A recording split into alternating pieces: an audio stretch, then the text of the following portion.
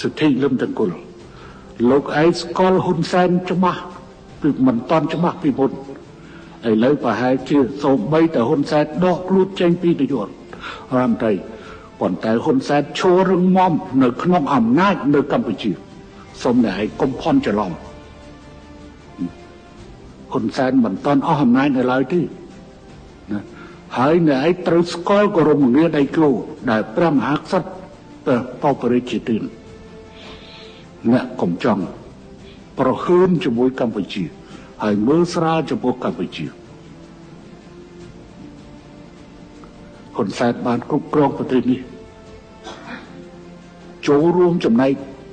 គ្រប់គ្រងប្រទេសនេះថាអញ្ចឹងទៅចុះរយៈពេល47ឆ្នាំហើយអ្នកល្មមដឹងថាតើហ៊ុនសែនជានរណាពិតប្រាកដ